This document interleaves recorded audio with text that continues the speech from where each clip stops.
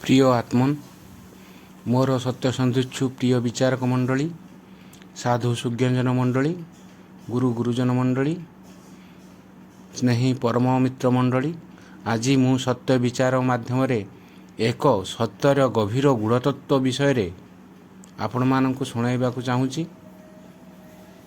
ताहा हेउची ब्रह्मतत्वर भगवत सत्ता को दर्शन करिबा। तेणु आज सही परमेश्वरंकर लुचि रही सत्य को अंतर्निहित जगत को जाई ताहार गभीर उद्देश्य को बुझिबा।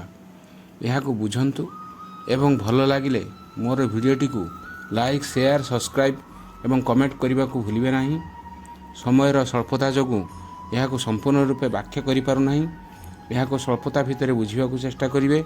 आपण माने यह लाइक सब्सक्राइब एवं कमेंट कले मो मनोबल बढ़ी पारिबो एवं आपण मानक मोर क्रांतिकारी विचारधारा संपूर्ण भाव में व्याख्या करने सुजोग पाइबी।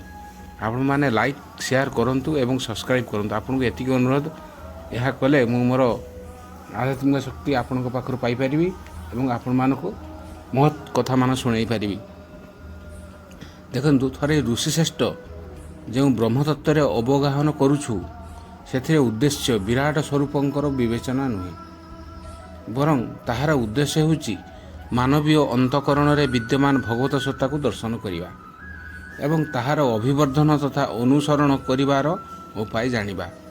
एई परिपूर्ण प्रयोजन को ब्रह्मविद्या कहा जाए। प्रसंगर गूढ़ता देखि महाप्रज्ञ पिप्पलाद ताहार स्पष्टीकरण पाई चेष्टा करिसंती। ब्रह्मविद्या एवं विराट पुरुषंक परम ब्रह्मंक भितर थिबा पार्थक्य विषय कहिसंती।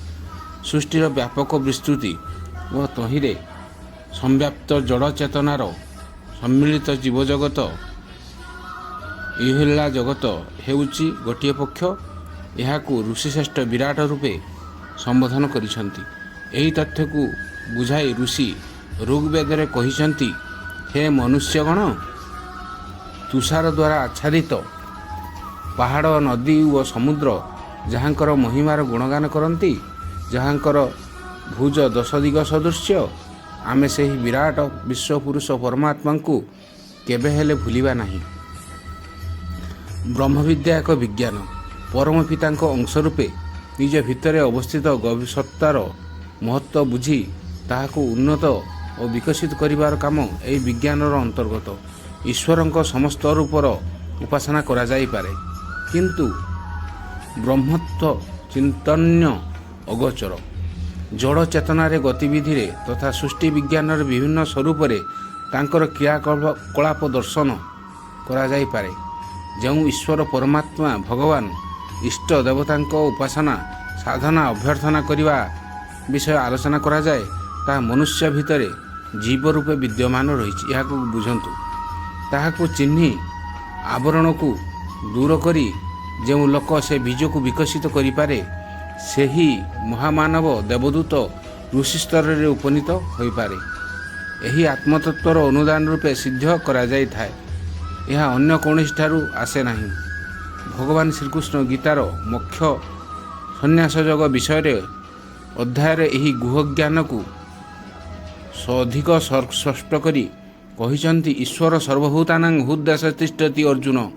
एही परी कही भगवान अर्जुन को बुझाइछंती, हे अर्जुन, जंत्र उपर आरूढ़ होइथिबा ऋषि सर्वभूत को निज शक्ति द्वारा बुलाई ईश्वर सबु जीवधारी हृदय रे वास करती।